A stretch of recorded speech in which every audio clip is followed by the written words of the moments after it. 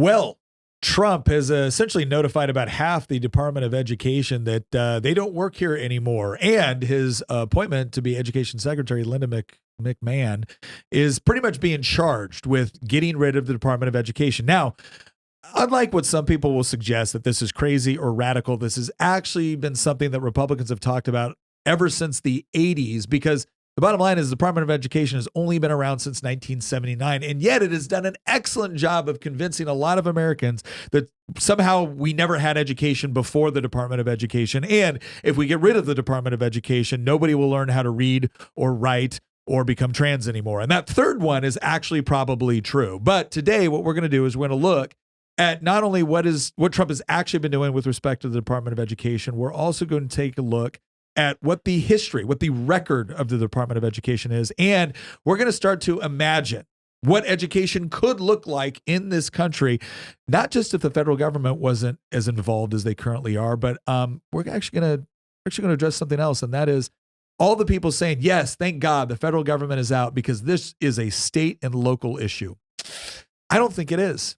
And we're going to discuss what it could be if we just rethought education rather than go along with the model that has been kind of the status quo for decades now in the United States.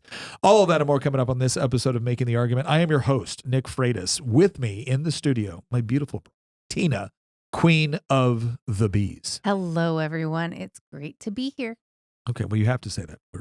And then, of course, we have Christian, our resident historian, political prognosticator, and the Oracle of Virginia. How are you doing, man? DOE Delonda Est. Oh, yeah. So Delonda Est. Okay. We are kicking it right off with a Roman history.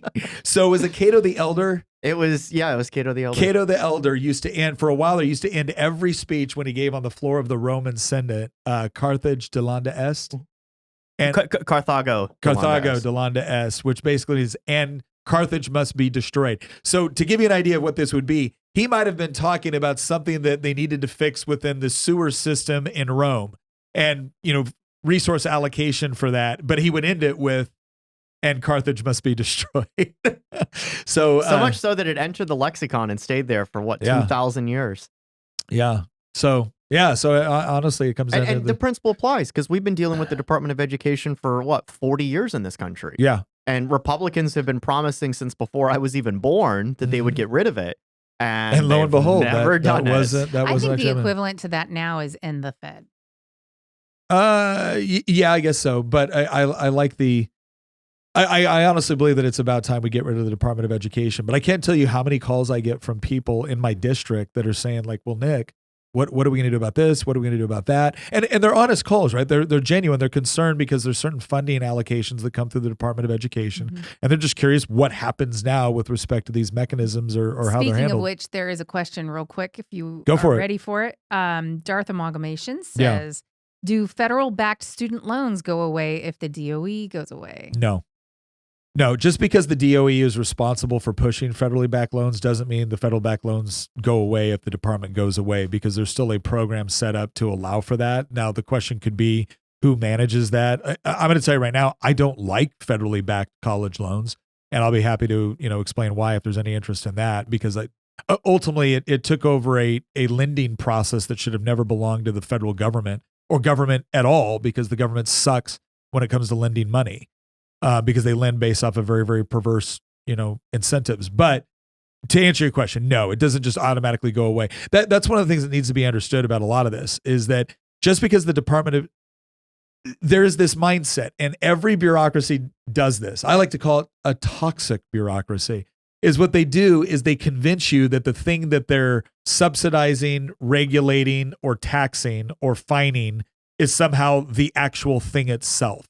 So the Department of Agriculture is not engaging in agriculture. No. Right? It's not like the Department of Education is managing farms, just like the Department of Education is not managing schools. They're managing various programs, and they're working to enforce certain federal laws with respect to education. Regulations, requirements, and... But it's like if there's something good that the Department of Education does, right? That doesn't mean the good thing they're doing goes away because the department goes away. That's not a It's not an either or proposition. Yeah, issuance of the student loans does not go away. Yeah, no. That's got to be dealt with a different way. No, it does, and that's gonna take congressional action to do that. I'll tell you what doesn't take congressional action, and that's making sure that you are eating plenty of steak. But I'll tell you what does action. I'll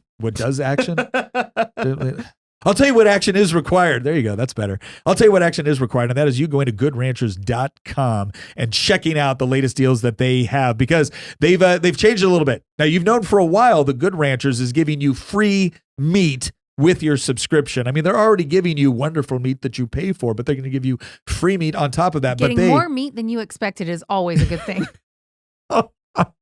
Why does Tina have to do this every episode?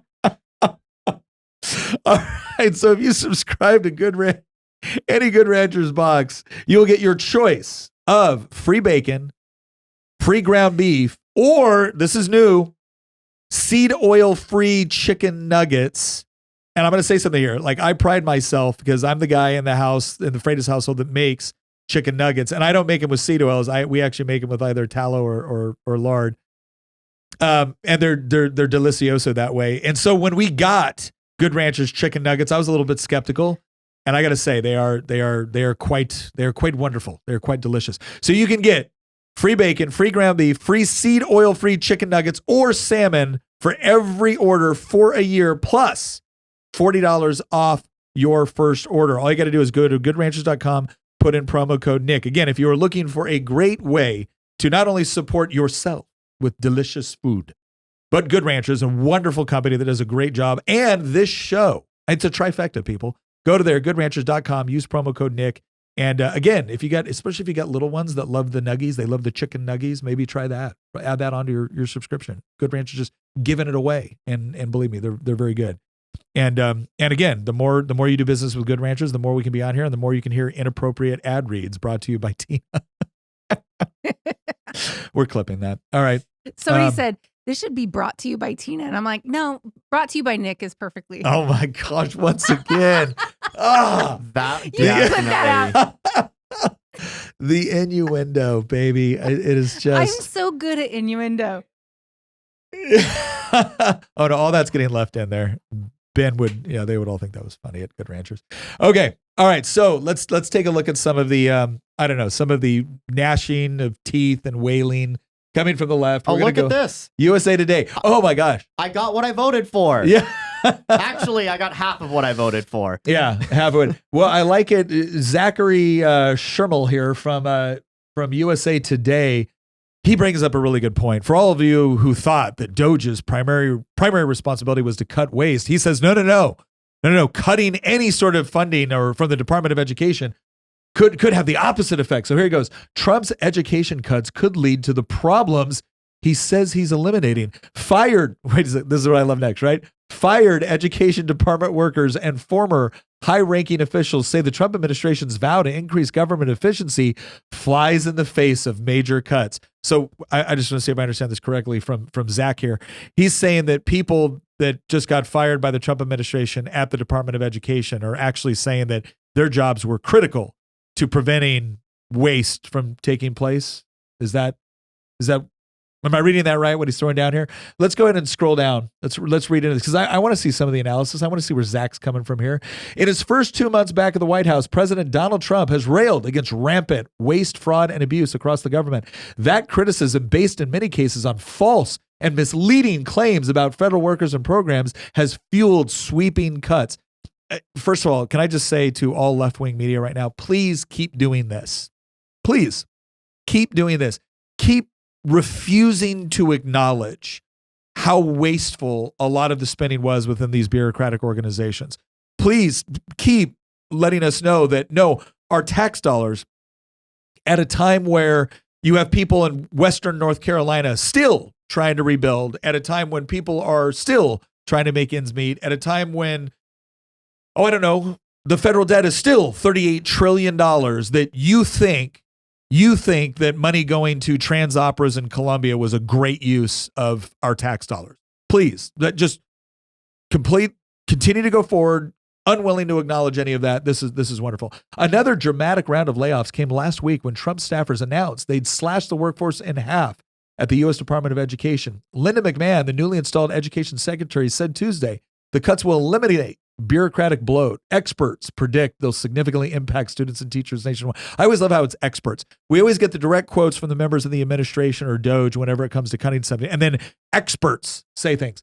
If there is waste, fraud, and abuse, this administration has now eliminated the very agency that would provide oversight for that, said Attorney Shira Smith, one of the hundreds of employees fired from the Education Department's Office for Civil Rights on Tuesday.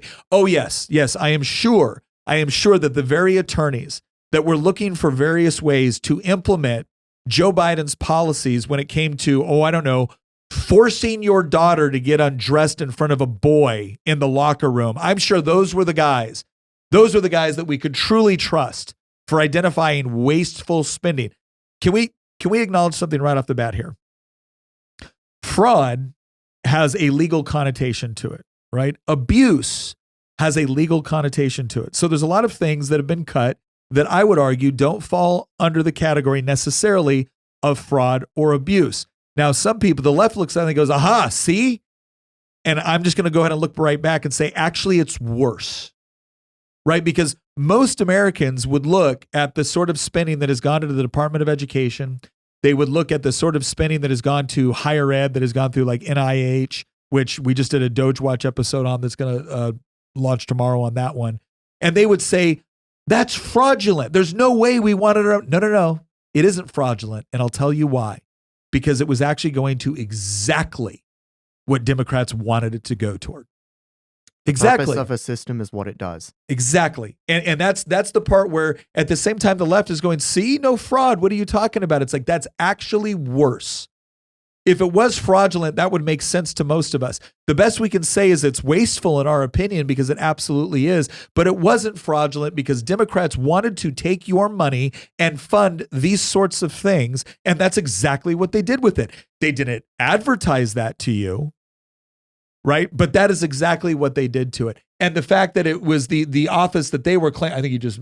Yeah, I did scroll down a little bit. Yeah, so it's not individuals within that office misappropriating these funds. The left wanted them appropriated this way. This was them doing exactly what they wanted to do, and that is to force your daughter to change in front of boys. Yeah. And the idea that this office needed all of these lawyers to go around to ensure that, like, we're not living in the era of Jim Crow anymore. Okay, these were not a bunch of civil rights attorneys that were going around trying to ensure that your child got a quality education because state governments and localities were actively working to restrict them from attending an all-white school. That's not what's going on anymore. What's going on now is you have an army of civil rights attorneys that were being used to push ideologically driven things that have nothing to do with civil rights and have everything to do with left-wing ideology. Because remember, left-wing ideology places everybody into oppressor or oppressed. And so now if all of a sudden somebody comes in and goes, no, I'm trans now. And a school says, well, we're not going to let you shower with the girls. Oh, well, now we can depend on the Department of Education's civil rights attorneys to come in and start suing people. In fact, if you want to know one of the reasons why your school boards in conservative rural districts are afraid to tackle issues with respect to what's showing up in their school libraries, look no farther than school board associations. Thankfully, we had Chelsea Quintern and others in Orange County, Virginia. They just left the school board association. Everyone was like, what are you doing? You're going to lose your legal representation that is provided to you by the dues you pay to the school board association. And school board member, Anderson, Quintern, and others said, no, your association exists to do the very things that we were elected to stop. And what you have done is you have actually sought to intimidate us because their attorneys always show up and say, well, if you do that, you're going to get sued. If you do that, you're going to lose funding. If you do that, the attorneys that come after you are going to end up in a lawsuit. Well, where does all that money come from? Your tax dollars, baby. That's where it comes from. It's the federal government taking your tax dollars to empower these attorneys to go out and launch lawsuits against school districts that were trying to keep porn out of your high school library. Right? That's what it does. To try to keep boys out of girls' sports. That's what it does. So the idea that they're going to come and say, well, we were the very portion of the Department of Education that was actually designed to prevent fraud, waste, and abuse. Yeah, the left-wing ideological version of it. So Well, what a joke. Under the new civil rights, parameters that have become prevalent over the past decade is that, equality is a civil rights violation. If you really made everything really equal, Yeah. you're violating somebody's civil rights because they're not supposed to just be equal. It's supposed to be equitable. We've got to make up for, we've got to give them a head start somehow, or give them, well, you would call it, like in golf, you would call it a handicap, right? Yeah. I want to briefly go. I don't have the links for this, although I would suggest that if you're listening to this podcast or watching it on YouTube, go check out Data Republican and her grant tool that she constructed, because she makes it very easy for you to search for these things. You can simply type in a keyword of a specific university or a specific school, and you can find millions, I mean, really, in some cases, billions of dollars being spent on stuff that I think most of our audience would very much not be in favor of. But a few examples that we talked about in your DOGE video that'll be coming out pretty soon. Again, I don't have the links here, but I do have the notes. We spent $100,000 on the University of Vanderbilt to study, quote, social networks among sexual and gender minorities. Yeah. $37,000 to the University of Houston to study fear of deportation among Latinx young adults. See, and that right there, that is a perfect example of something that, like, these guys and the ACLU is, of course, furious about this, because the ACLU gets they say we get funding from our donors. There's about like 5 major organizations that really support them, and it's like the Ford Foundation, it's George Soros Open Society Foundation, it's some other guy that gave him like $90 million over the last couple decades. That's who they get their funding from, and they live for this stuff. You'll never see the ACLU out there defending somebody's Second Amendment rights, but they are all about it when it comes to creating some sort of marginalized group and creating a lawsuit about it if you don't impose some sort of liberal ideology. Like their standard for whether or not people are being treated equally is whether or not their ideological beliefs, which again are not generic civil liberties. It's not generic equal protection before the law. It's giving preferential treatment. And if you're not doing that to the ACLU's satisfaction, that's when their army of attorneys come in and assist the army of attorneys that already exist within these bureaucracies in order to push people in a particular direction. This is why I always say people will show up to a school board meeting and be like, well, why aren't we getting this done? It's like, because there are numerous lines of interest that are showing up at that school board meeting that have nothing to do with just your local control, right? I promise you there's attorneys scaring the living hell out of local school board members that if you do this, you're going to be sued. If you do this, you're going to lose funding. And then you know what's going to happen? Somebody's going to run against them and say, you got all this funding cut from the school district. You don't care about kids. And people are not going to pay attention. You're going to lose your seats. Somebody else is going to come in and they're going to continue to double down. This is the sort of funding that made that sort of activity possible. So spare me. I mean, again, I am so, look, I've worked with the ACLU. There was one bill I worked with them on. It was civil asset forfeiture reform, because we both agreed that the government shouldn't be able to confiscate and sell your property for their own coffers if they haven't actually convicted you of a crime, right? That seemed pretty reasonable. But it's absolutely incredible how the ACLU is just complete ideological capture. Like what they choose to care about is very, very telling. It's not surprising, though, because, I mean, the ACLU, just like the university structure itself, I would also argue just like the Department of Education and in all education in this country, more or less, outside of arguably homeschooling and private schooling, it has fallen victim to Robert Conquest's second law, that any institution or organization not explicitly right-wing will sooner or later become left-wing. And look, this is the consequence that we are now paying from walking away from these institutions and thinking that they'll just run themselves, right? That they're self-perpetuating. No, they're not, because they're staffed by people, and people have agendas and identities of their own. And they're going to push their worldview if they're in a position to do so. And we were sitting there the whole time thinking the system will just run itself. No, the system will be hijacked by people that want to turn it into their ideological pet project, because that's just how we operate as people.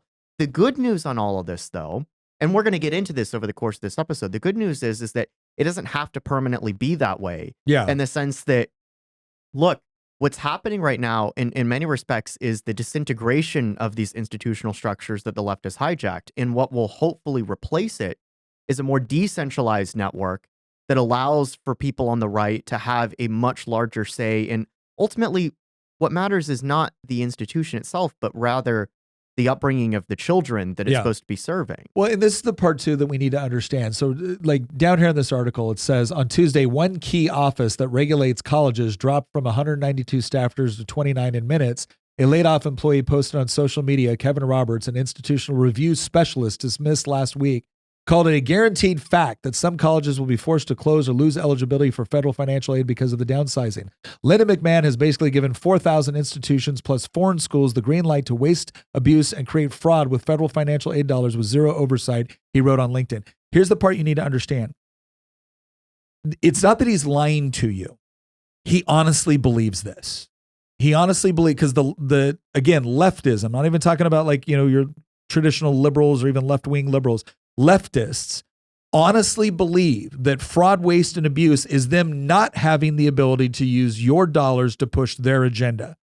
The two are synonymous for them. So it doesn't even occur to them that you do realize that tens of millions of Americans don't agree with the ideological push that you're doing here. They certainly don't appreciate their money being used for it. Because here's the other thing that needs to be understood. It's not like Trump said, okay, guys, we're going to keep the same number of people, but I'm going to replace you all with my ideological allies, and they're going to push right-wing ideology down your throats. They didn't do that. He just said, no, we're not going to be in the business of doing that. And for them, it's like, oh my gosh. Like, oh, you're going to get fraud, waste, and abuse. No. Sorry, Kevin, you were the fraud, waste, and abuse. You were the fraud, waste, and abuse. Do you get that now? It was you.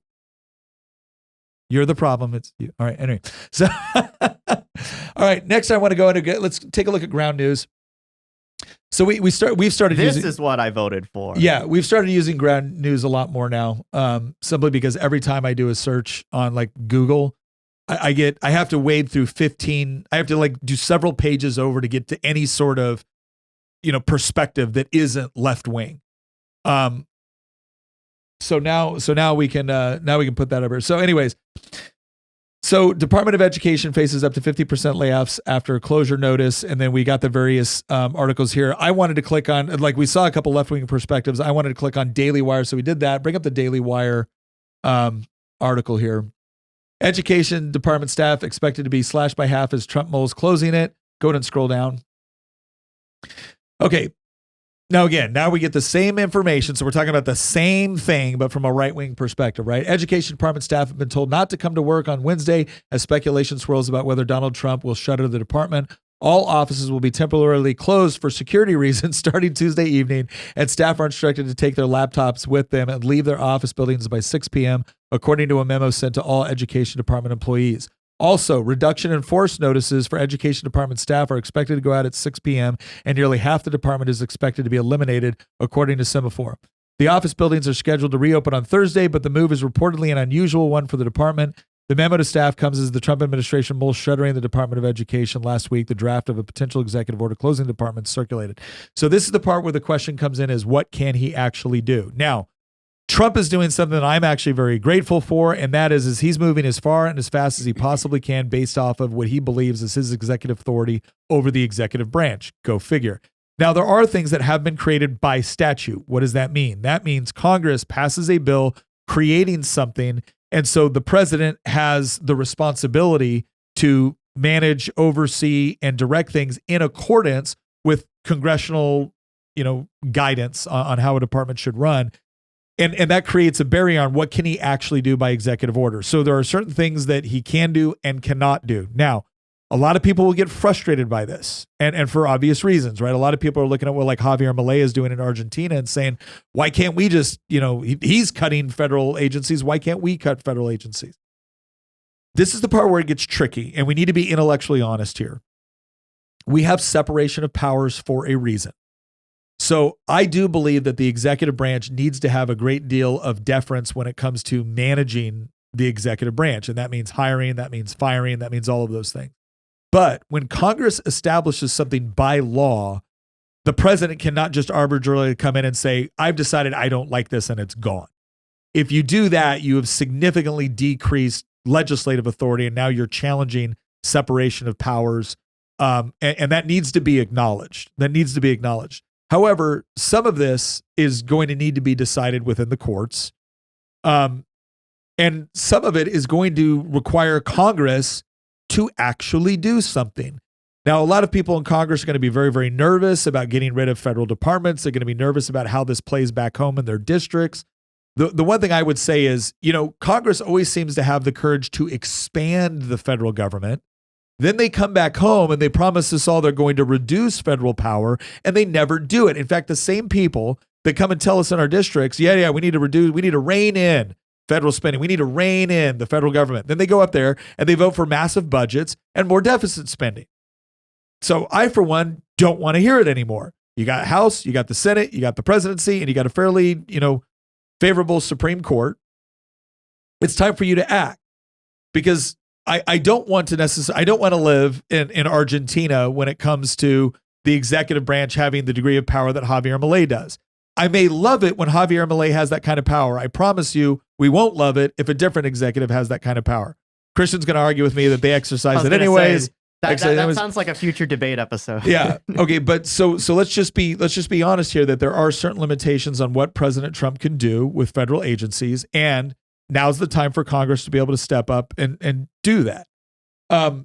But here's what I really want to get into. The left is obviously flipping out because they have equated federal Department of Education and federal spending on education with positive educational outcomes. Now, I am willing to bet that the average American, when you tell them positive educational outcomes, what they think in their mind, first and foremost, is, can a child read? Can a child do basic mathematics?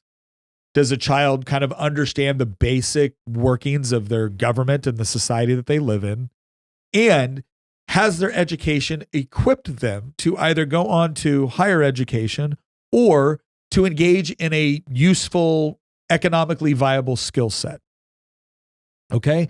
And the basic things that we generally associate with, your public education is the reading, writing, and arithmetic. So here's what I want to do now. What we did is we started doing some research, and we looked at the status of education from 1979, when the Department of Education went into effect, and today.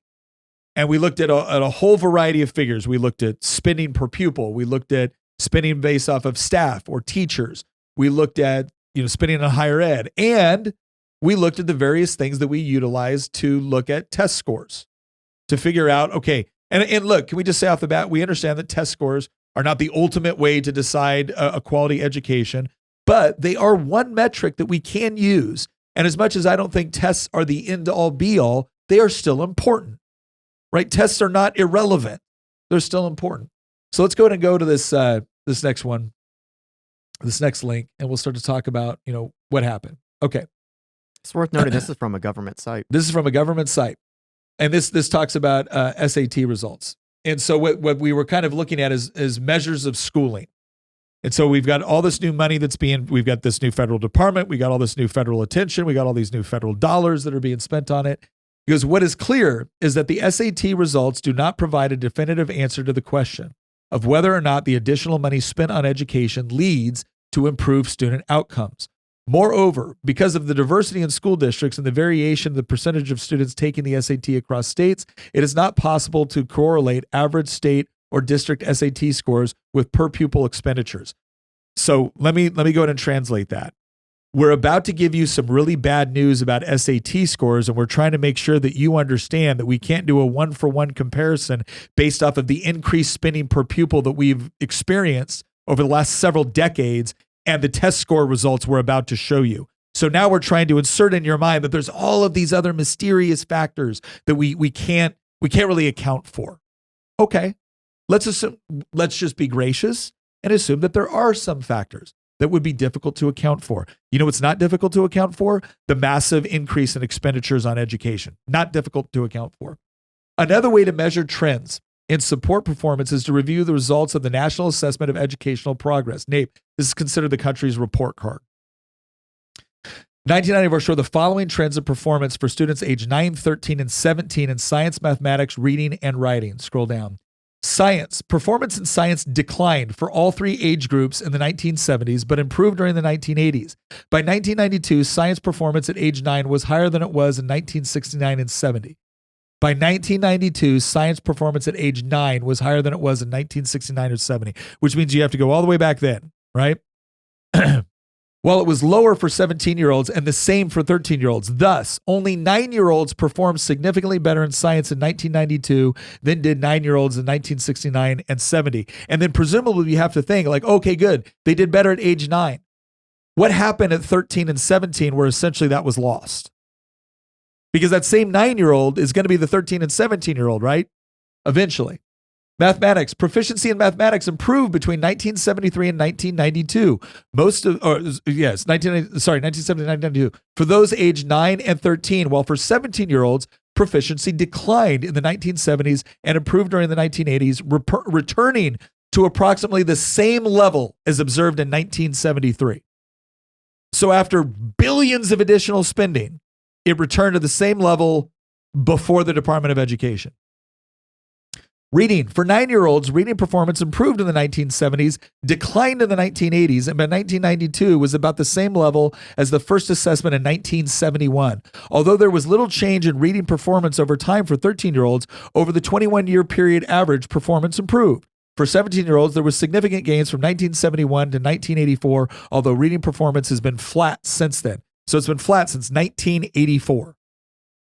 Writing. Assessed by grade level rather than age, there has been little change in writing performance between 1984 and 1992 for 4th and 11th graders. 4th graders showed a decline in 1990 and an improvement in 1992. On the other hand, 8th graders showed a drop in performance between 84 and 90 with a significant improvement by 1992. By the way, this goes up to like 1994, just so we're all clear on where. So this study's 30 years old. Study's 30 years old. The size of the 8th grade gains so large that many are questioning the results, and NAEP officials are taking a wait-and-see approach and waiting for additional assessments to be completed before jumping to any conclusion. Now, why did I do a 30-year-old study on this one? It's because I wanted it to be demonstrated that very early on, massive increases in federal funding and intervention was not actually approving better results. Because even though this is 30 years old, we're still talking about 15 years after the Department of Education went into effect. Which means at that point, we're able to track students throughout their entire academic career.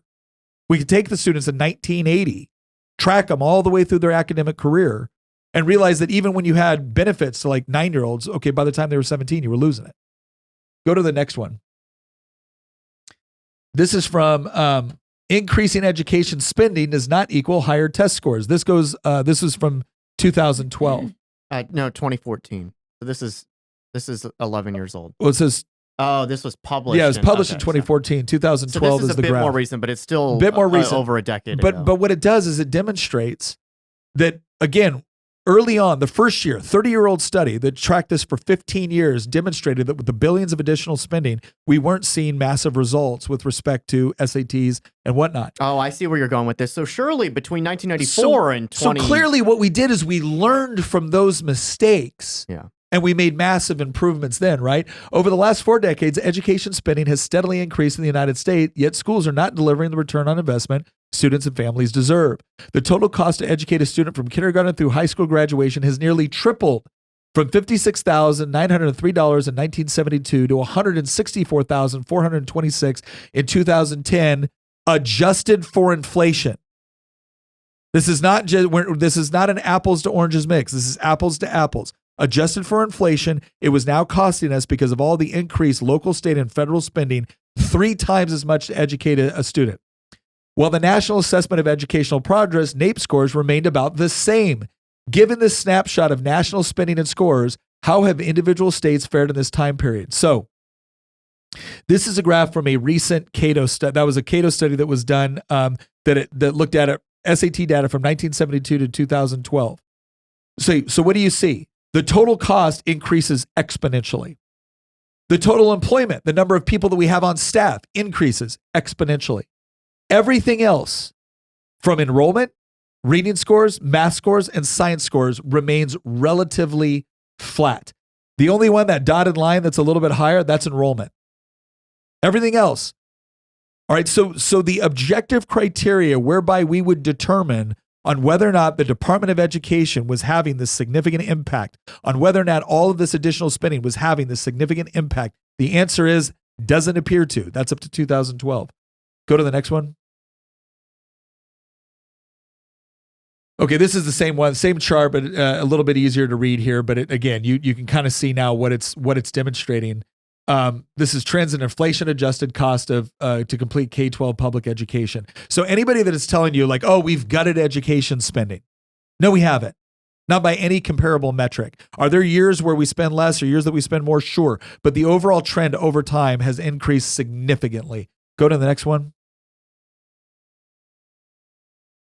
This is another thing too, because when you look at that drastic increase in employment, U.S. public schools growth in students, this is just from 1950 to 2009. And again, what I'm trying to demonstrate here is that this was a problem early on. So you had U.S. public schools growth in students and school personnel 1950, 252% growth in teachers, 702% increase in administration and other staff. So where was the money going? Not to the teachers. And one of the reasons why is because they need it they can't afford, they need to keep getting more money into the system. And so they can't afford to give the teachers bigger raises and pay them more, because then they can't use the teachers' low wages to ask for more money. It's kind of like, wanting to use money for parks and reallocating fire department money over to pay for parks so that you can say the fire department needs more money.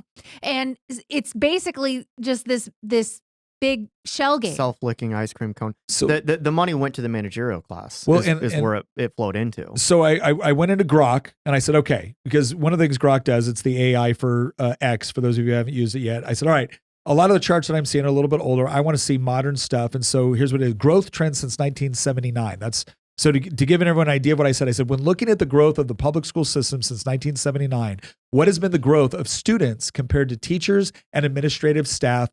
Provide a graph if possible, right? So that's the instructions I gave.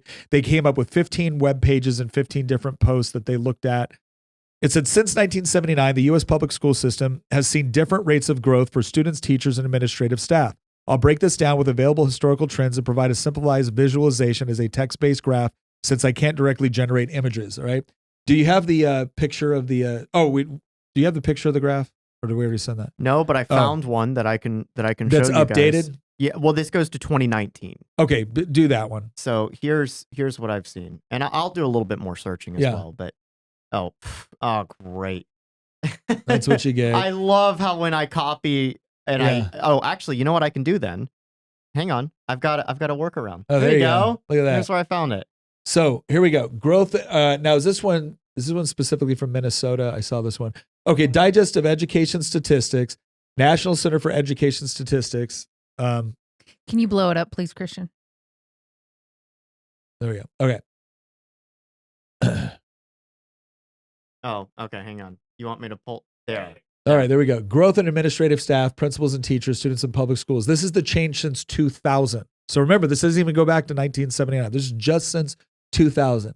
88% increase in administrative staff, 37% increase in principals and assistant principals, like an 8% increase in, teachers, and about an 8% increase in students. So if you look at where the hiring is going, like the student population and the teacher population is remaining somewhat consistent since 2020. So this is 2020, 2000 to 2019, remaining somewhat consistent. But principals, assistant principals, and administrative staff are increasing exponentially. Why is this? Well, to Tina's point, if you're the teachers unions, what you need is as many dues paying members as possible. And I'm sorry, but the National Education Association and the American Federation of Teachers, no, I don't believe they are overly concerned with the overall quality of education in schools. I believe what they're doing is they use the education system as a mechanism whereby they get dues paying members. That's what they're there for. And that's what they've achieved. Because the more people that you have dependent upon the government managed school system, the more people you have paying into the coffers, of teachers unions. The teachers unions then take 98% of their campaign donations and give it directly to Democrats. The only 2% that go to Republicans or independents are specifically for the sort of Republicans that vote along with the teachers unions. And so you've got, once again, the self-licking ice cream cone. And they need the teacher pay to be just low enough so they can keep pointing back to it and screaming about teacher pay and them not getting enough raises, while all these other positions get rake in money hand over fist. Yeah. And it's never ending. There's no amount of money that you could give them where they would come back and say, oh, okay, I guess we're good now. I guess we're good now. That's not the case. You know what this is known as? This is known as Parkinson's Law. There was a naval historian named Northcote Parkinson who in 1955 published an essay in The Economist where he claimed two things. First is that work expands as to fill the amount of time available for its completion. Yeah. The second is the number of workers within public administration, bureaucracy, or officialdom tends to grow, regardless of the amount of work to be done. This is attributed mainly to two factors: that officials want subordinates, not rivals, and that officials make work for each other. Yeah. And so what you end up having is it's exactly the self-licking ice cream cone that Tina was talking about. You just have the managerial class just grows and grows and grows, and the system requires more managers. Why? Well, to keep the system running. Yeah. The system that was created by the managers themselves. And so, you know, in many respects, this is in some ways kind of like the employment version of an asset bubble, right? Like the Fed lowers interest rates and prints money. Why? Well, we need to juice up asset prices. Well, why do we need to juice up asset prices? Because if we don't juice up asset prices, then the system collapses. Well, why is the system, you know, under threat of collapse? Well, because there's a giant asset bubble. And so like basically what happens is that the bubble kind of perpetuates itself. It's like what we have from an economic perspective is we have individuals within the Federal Reserve, you could argue the Treasury Department, but really the Federal Reserve, that do everything in their power to maintain an economic bubble going, because they find the alternative to be worse than you know, growing the bubble. Well, the same thing happens with administrative blow, right? You have people that, and we saw it in the arguments that were presented earlier in this podcast, that, oh, well, you know, we're going to have institutional collapse.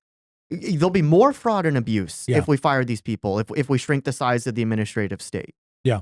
It's the same exact argument. You're just swapping out markets for people, really. Yeah. Well, so I did this. I did this final one because I want to shift into kind of what should happen next. Because I went into Grok and I said, you are a data analyst determining whether spending by the Department of Education has made a significant impact on the grades of public school students. Comparing the amount of money spent per pupil with the test scores, you will determine what the cost benefit analysis has been and provide a brief statement. Right? That's what I asked Grok to do.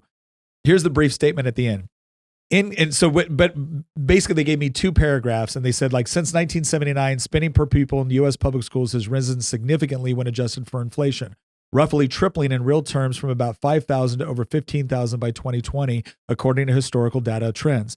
Meanwhile, NAEP test scores in reading and math for public school students have shown only modest gains over the same period.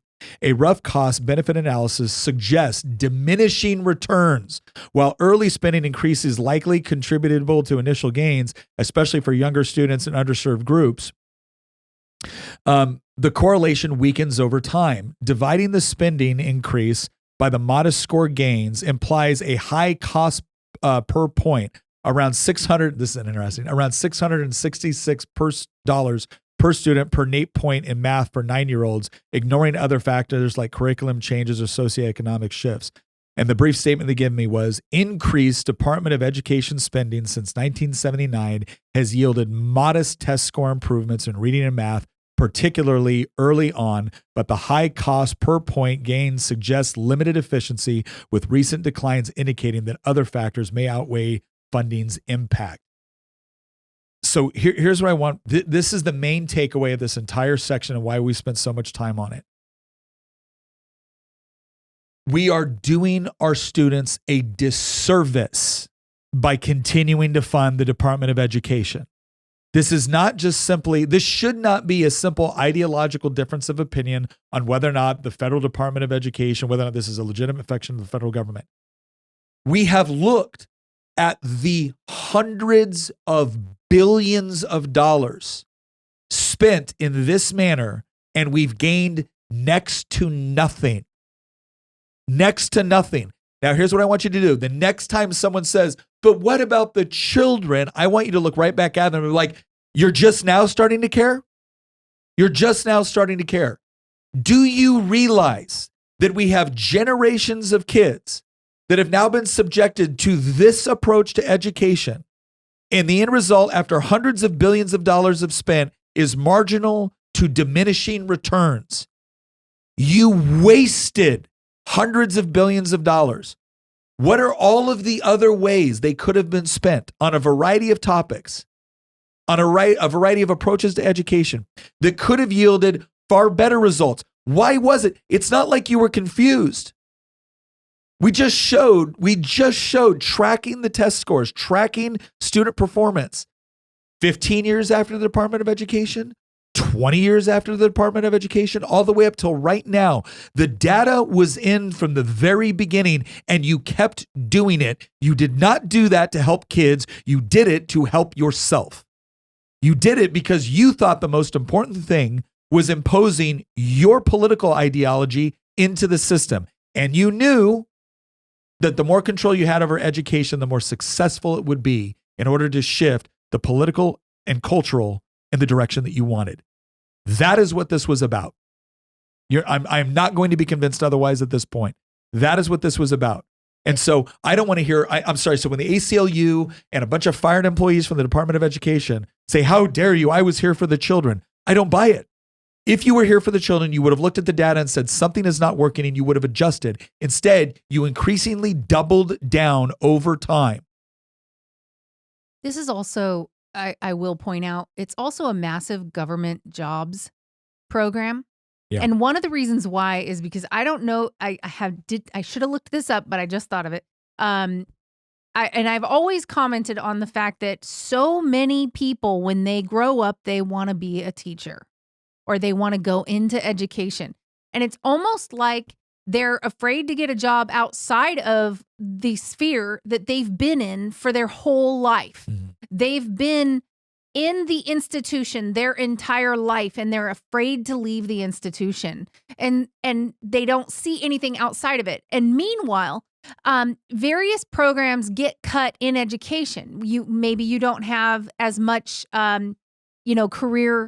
career type education opportunities. We have it here in Culpeper. We have a good CTE situation, but a lot of schools. Nate's doing a little woohoo dance because Nate was the member of the school. He was the head of the school board when they actually got that. Thankfully. So that's why it matters to have good school board members. But anyway, they'll be cutting things like that. A lot of times you don't end up with shop class. You don't end up with, a lot of other things that would teach people what to do or where their interests might be outside of the education field. Maybe they want to be an electrician, an engineer. Mm-hmm. Maybe they want to, work on engines. Maybe they want to go into construction or, but they don't go into that in education. Now the fail safe is that, well, I guess I'll just teach something, or maybe I'll just work in the apparatus. Well, and look, so then you've got massive amounts of people with jobs in a completely useless industry. And it used to be when parents, I'm talking like being in the bureaucracy here. Yeah. I'm not saying education's useless. I'm saying the bureaucracy associated with it, the people that saw like a 700% increase in employment while everything else was flatlining, those people, it's useless. Obviously, their existence is not providing any production. There is no productivity that they are providing whatsoever. But it's an industry that doesn't require productivity because you're not the teacher on the ground actually dealing with the student. They're the only one getting held accountable for their time. The bureaucracy isn't getting held accountable in any way, shape, or form. And so there's also sort of a theory rolling around in my head, or a hypothesis, I guess you would say, is that kids used to follow in parents' footsteps for their careers a lot. They would learn from their parents how to do certain skills, how to take care of certain things, and they would glean knowledge from their parent. And then they would oftentimes go into that field. Well, now parents aren't the primary educators of their children anymore. So kids want to go into the field of their primary educator. What is that? It's an educator. So they just stay in education forever. And they're afraid to get out of the institution. This is called being institutionalized. No, I think there's something to that. Like I understand that there's people, they have a heart for education, they love it and they want to do it, and I completely respect that. The problem that I have is, again, we've allowed so much government control over the educational apparatus that this is the result. And now we have people that honestly, because of multiple generations of this now, they cannot imagine a world of education that isn't almost exclusively controlled by their government. And this leads us into our third segment here, because a lot of people are like, yes, finally, education will go back to what it was always supposed to be, a state and local issue. No. I mean, you're right. That is that's all the federal government can do, is they can say, hey, this is not our primary issue anymore. We might have certain programs that we still support, but ultimately we want to hand it back to the state and local governments. Here's my problem. I don't think it should primarily be a government issue. If you want to make an argument that because, obviously literacy, reading, mathematics, things like that, these things are important for the population. And our founding fathers certainly did. They really thought education was important. But most of them did not advocate for this idea that the state should dominate the educational process, that the state should be the primary educators in your life. They did believe that education should be emphasized, that it was incredibly important for a free population. But I think many of them would have recoiled at this idea that the government should be running it. One of the primary messages of our founding fathers is you need to be careful about the concentration of power into the hands of political elites. And the idea that let me put it this way. All of us kind of intuitively understand the problem with state-controlled media, right? The problem with state-controlled media is now that you have an institution that is responsible for conveying knowledge and useful information to the populace, which is in the pockets of the government powers which subsidize and control it. Now do the same thing for education. Is there no similar concern along those lines? And the answer is, but that's okay because it's largely controlled by state and local. Okay, go talk to some of your more conservative school board members and ask them how much control they actually think they have. Because in Virginia, our state constitution actually gives a great deal of power to the locality. And most of the funding, or I should say a plurality of the funding, does come from local taxes. And yet, they are still constantly concerned about state and federal mandates and the funding attached to it. I'm sorry, ladies and gentlemen, but ultimately, getting rid of the Department of Education, I think, is very important and a good first step. But I take the far more, radical position that if you understand why it is dangerous to make the state, the government, the primary provider of media, news, and information, you should also be skeptical about the government being the primary apparatus for educating your children. And I will see parents all the time go, the difference is, Nick, is we just need the school system. We just need the school system to emphasize more things like civics. And I finally looked at somebody who told me that, like, Nick, we need to teach civics more in school. I'm like, okay, do you want your child taught civics by a Marxist? Well, no. Okay, now here's what I'm going to ask you to do. Understanding that I'm not claiming that most teachers are Marxists. I'm not making any such claim, but here's what I want you to do. I want you to go research university systems because you have to get a degree to teach. And generally, you're getting that degree in education. So here's what I want you to do. I want you to go look at how liberal, how left-wing universities have gotten across the board. And then I want you to dig down just a little bit deeper, and I want you to ask, what are the most left-wing departments within the university system? Because here's what you're going to find. You think it's bad when a university is 70, 80, 90% left-wing. That's the rolling average. That includes the economics department. That includes the engineering departments. Now I want you to isolate it just down to the education departments. The humanities. And the humanities. And guess what? It goes from 70, 80, 90 to 97, 98, 99. And I'm not talking about, a little bit left wing. I'm talking about some of the most Activists. critical pedagogy. Mm-hmm. Right, was an academic theory that came out of a Brazilian educator and philosopher, where they are actively teaching your teachers to think about education from the standpoint of oppressor and oppressed, to walk into that classroom and look at their students as oppressors and oppressed, to teach history from the view of oppressor and oppressed, to teach math, oppressor, oppressed. I'm not making it up, people. I say the same thing to people who say, oh, I want prayer back in public schools. It's a nice thought to want prayer back in public schools, but do you want a Wiccan leading your class in prayer? Do you want somebody that subscribes to the LGBTQ mantras and dogma, the Sparkle Creed, to lead your kids in prayer?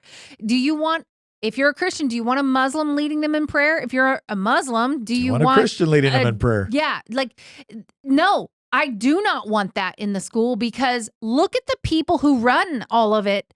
Just like you were just saying, with how left-wing everything is, you've got to also look at how absolutely godless so many are. Well, and here's the deal. I have to bring up, and I'm sure that you guys wouldn't disagree, and maybe if you do, it would only be on the margins, but I don't think we actually have an inherently, purely philosophically secular educational system, because I don't think you can have a secular anything. No. I think you can have a lot of things that claim to be secular, but there will always be some sort of metaphysical belief system that is going to be promoted. Absolutely. And what we have right now is woke, is progressivism as basically the state religion that's being taught. And every school is a religious school. There is ultimately no such thing as a secular school. Well, and the other thing too, I want to, again, I always make this caveat, because I have friends, I have family that work in the public school system, and they are doing their absolute best to try to do right by their students. In a lot of cases, they view it kind of like their ministry. Well, and in other cases, they're just trying to do their best they're trying to do their best on what we all think should be going on within our school system, which is reading, writing, arithmetic, helping kids navigate social and real problems and all of that. Like we all think that. And they are legitimately trying to do it in an environment that is becoming increasingly more hostile to them. I want to get to some of the questions here. Yeah, Whitfield said, what is the issue with Trump's dismissal and call of federal judges? That one kind of had to do with immigration and judges. I was going to do that post. Whitfield, that sounds like the topic for another podcast for another day. But there is this one. What does defederalization of education look like? What are good alternatives to the federal model? And what does your family do? And then hold on. There's another one that's very similar. How do we actually get rid of government education, not just vote different? Okay. These are kind of, so two different. So I'm going to go with the federal first. Defederalization of education is basically kind of what we're starting to see right now. So there's two ways to do it. You get rid of the federal departments associated with education. You recognize that this is not a federal responsibility. And then the other thing that you do is federal funding. Now, again, people get very nervous about this. Like, what about all the federal funds for this? What about all the federal oversight for this? Ladies and gentlemen, please understand something. Just because the funds are no longer federal doesn't mean the funds disappear.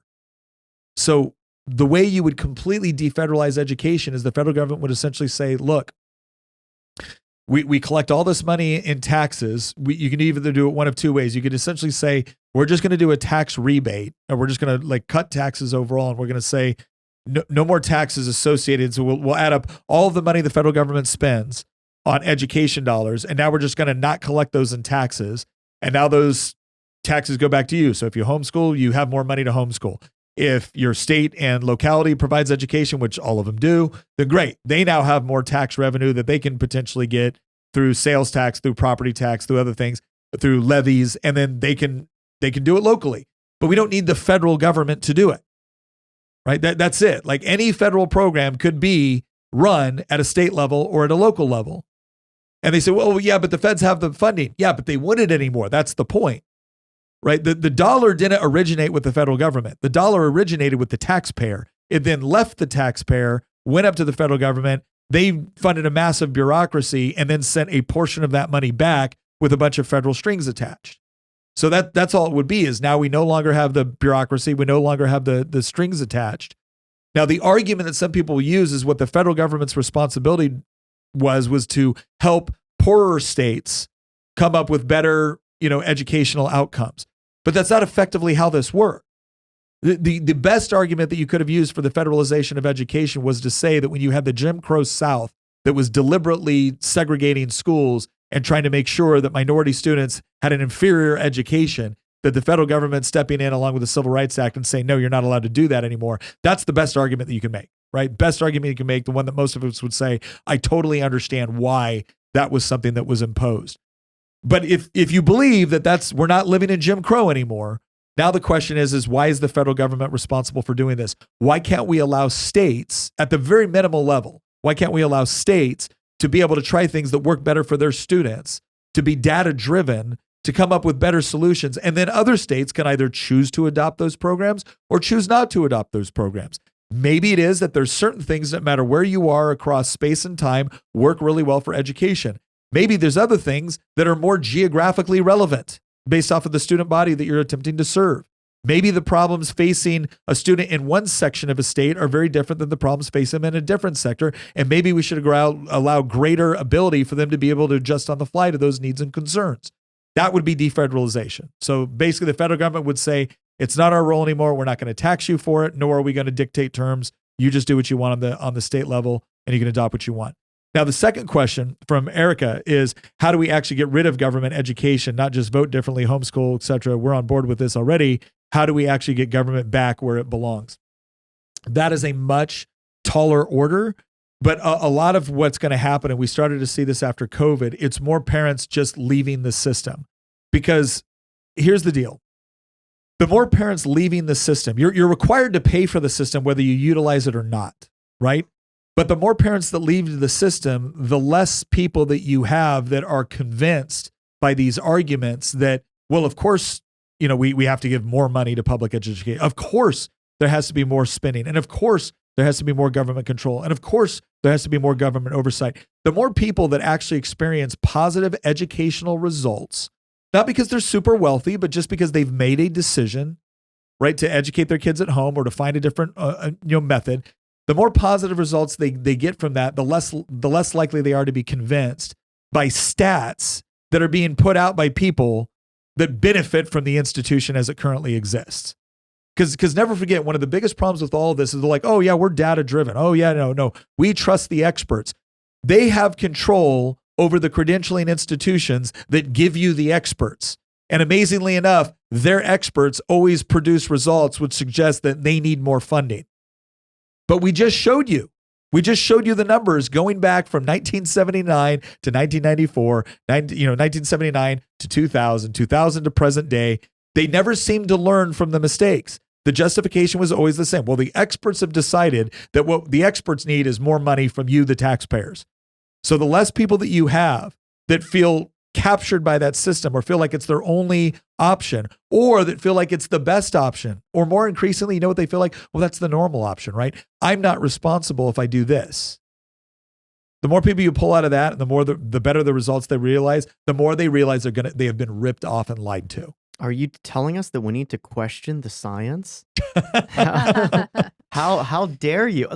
Actually, I kind of have a question for you. So if you don't mind, I'm going to skip the line in chat here and just ask it straight up. Well, I think we answered all the ones in the chat. No, there is one more. Okay, go ahead. Well, actually, no, I'll wait. I'll wait because it could tee up us closing up the episode. Insanity says, what do you think of Action Model Schools? No, Acton Model Schools. Oh, Acton. Yeah, Sorry, yeah. I thought it said Action. Look, I think they're cool. I think they're a great option. I don't claim to be an expert on Acton Model Schools. I want to say that Apogee, I think, applies some of the Acton model.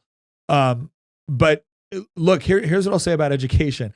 I think there are certain components of education which are somewhat universal, right? Like, so there's various strategies in order to help a student learn how to read, which have certain universal principles which apply across space and time. But education ultimately is just the transference of knowledge from one person to another. And hopefully that knowledge is also accompanied by wisdom and is useful and is beneficial. You can also have the transference of knowledge, which is harmful. This is one of the big points that we've tried to make this whole time, is that some of what the Department of Education has done has been, arguably good. A lot of it has been arguably neutral or not cost effective. And some of it has been actually bad, right? If your kid goes into school and he finds pornography in the high school library, if your kid goes into school and he's constantly being inundated with ideologies that you don't necessarily support, if your kid goes into school and decides to be transed by that experience, that's also a transference of knowledge. Now, they treat it as if it's all good, provided it's going in a left-wing direction. We obviously don't feel that way. And so I think what we need to remember is that I'm not telling anyone you have to homeschool. I'm not telling anyone you have to use the Acton model or the Montessori model or anything else. I think you should research these, take a look at it, and understand that different things work best for different kids. One of the two greatest things that we will say from homeschooling that we got was we reclaimed literally years worth of time back with our children. Because if you think about the amount of time that they're out, they're not with you, especially when they're younger, and they're out somewhere else, that is time you have lost with your child. That is time that you have lost with them. And some of it's formative.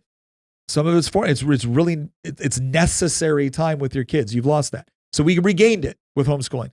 The other thing that we loved about homeschooling was that we could adjust curriculum on the fly based off of what was working and what was not working.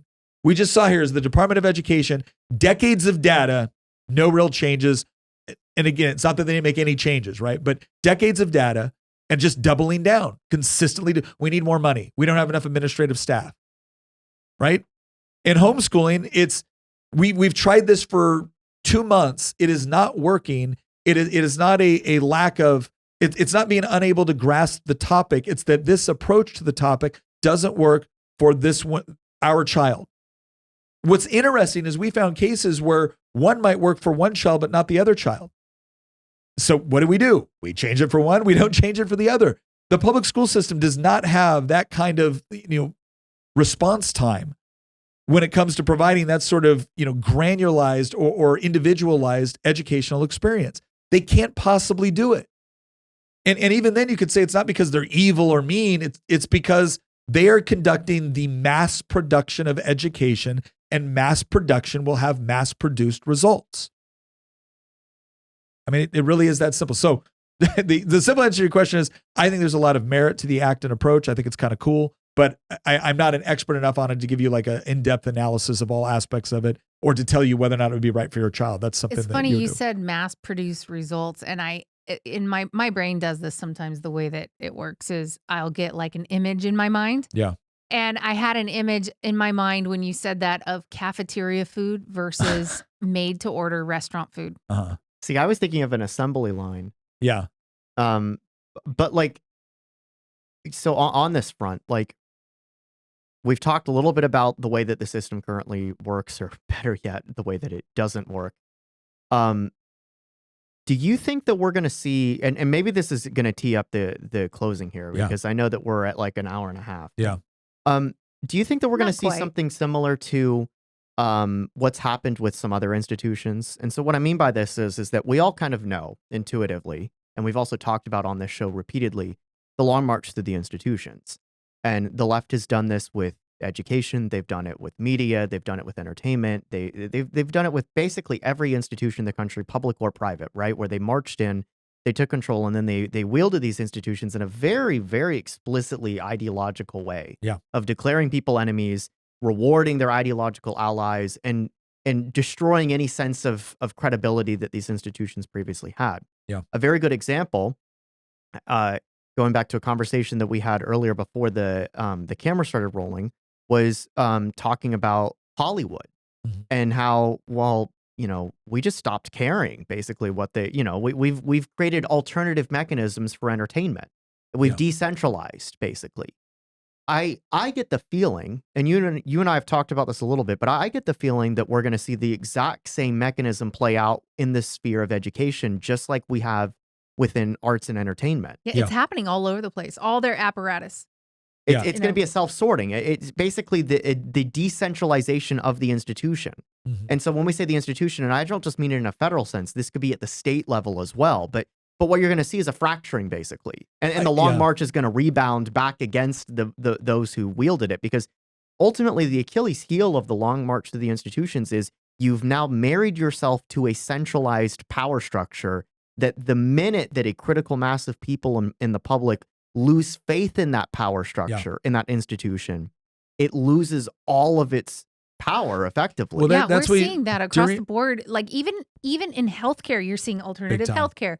You're seeing alternative entertainment, alternative news, alternative methods for education. It's happening. Like I feel like the earth is just crumbling beneath them at this point. I think, well, it's one of the reasons why they're fighting so hard. It's one of the reasons why they are more terrified of DOGE than anything else on the federal level. By the way, if you've not gone over and checked out our DOGE Watch episodes, they air every Wednesday. And we've got a new kind of an add-on to DOGE Watch where we're doing DOGE Talks. Those are going to air Saturdays. In fact, our first one coming out with Rand Paul is going to be this Saturday, where we sat there and we talked about kind of the nuances of the continuing resolution vote that just went up. He was one of two people that voted no. It was him and Thomas Massey. I got a lot of respect for both of them.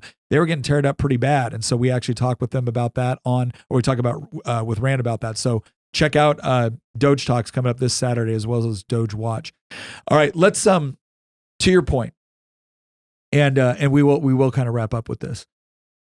I think you're absolutely right. I think that it's like anything else. One of the brilliant things that DOGE did as they were, going through and looking at spending is that it's not the first time somebody has tried to rein in the bureaucracy or spending. The difference is that almost all of the media went through a very, very selective, curation model where you to this day, you go search something on Google and you're going to get, the first 2 pages are going to be nothing but left-wing analysis.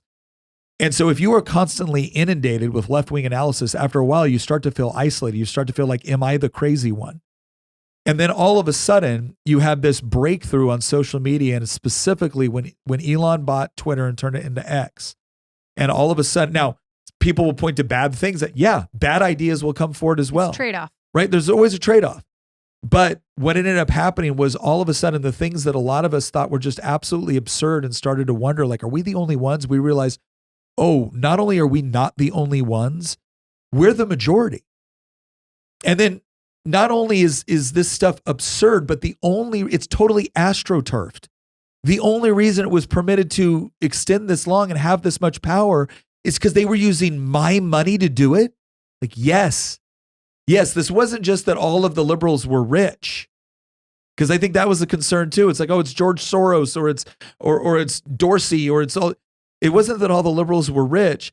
It's that the bureaucracy had experienced complete ideological capture. And no matter who won, all of your money was being funneled into what the left wanted it funded. And so the end result is you're getting inundated with basically marketing. You're getting inundated with a message that your money was funding. And now that they're starting to take it back, the left is losing their mind, because I think on some level, like the grassroots kid throwing crap on a college campus has no idea.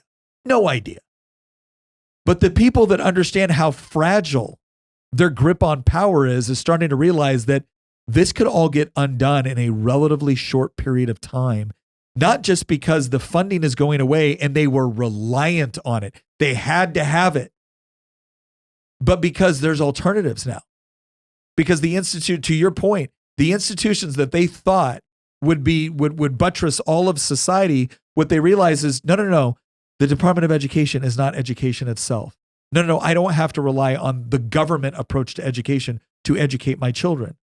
No, I don't have to rely on Hollywood to provide me with entertainment. I don't have to rely on higher education to equip me with the necessary tools to be successful in life. I don't need these institutions. I may need information. I may need institutions. But I've realized that the ones that they've captured can either be replaced or ignored. And that's what's devastating for them, because they have fought for decades to control it. Why? Because their ideas don't work. They don't make sense. They become increasingly absurd as time goes on. And the absurdity of those ideas becomes so evident that even some of the true believers have a hard time maintaining a grip on it. And that's what we're witnessing in real time right now. So I'm very, very hopeful. But I do think one of the things that people need to start seeing is that The defederalization of education is step one, right? It is not I hate to use this term, the left always, it's a good first step, right? But no, it really is. It's about understanding the federal government was never supposed to have this responsibility, not because we didn't care, but because we've now seen for decades, we've had billions of dollars that could have been spent differently, that almost certainly would have produced far better results than what we're currently experiencing. And we've got to make the connection that the reason why the billions of dollars were spent the way they were spent was not by accident. It wasn't because these people were incapable of reading charts or recognizing that they weren't making the gains that we were all being told we'd made if we spent this money. They spent it exactly the way they intended it to Christian's point, right? Systems operate exactly the way intended. So if you don't like what the system is producing, stop allowing yourself to be convinced that this is the only way we can approach this and start looking for alternatives. Start looking for the areas where it's working and start asking the questions. Why is it working there? And when the left immediately comes in is, no, you're not allowed to look at that. Or it's not as good as you think it is. Look, we have a study. We have a study by an expert that gets paid by us to tell you that this isn't working. Stop looking at the wonderful relationship those people have with their kids. Stop looking at the fact that they haven't been completely engaged in ideological capture. Stop looking at that. Just look at what we're telling you. The more options become available, the more people stop listening to the options that you have been directed to exclusively consider. And that's where we're at. And I think that's a good thing. All right. Once again, thank you very much for joining us again. Please consider liking and subscribing if you think what we do here brings any sort of value to the universe.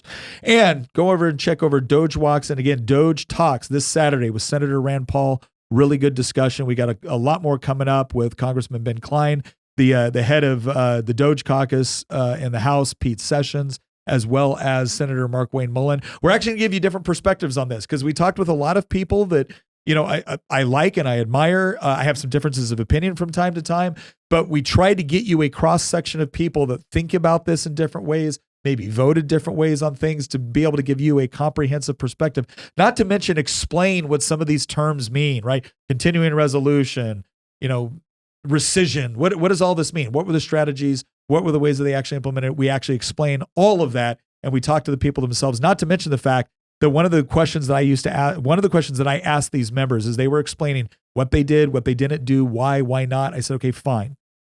But if you want us to trust you, tell me right now, how do we know you're actually going to deliver on the promises that you're making? And we had members sit there and say, you got to watch this, watch these committees, watch these votes. It's got to happen by this time. We reveal all of that in our DOGE Talks episodes. Once again, thank you very much for joining us, and we will see you next episode.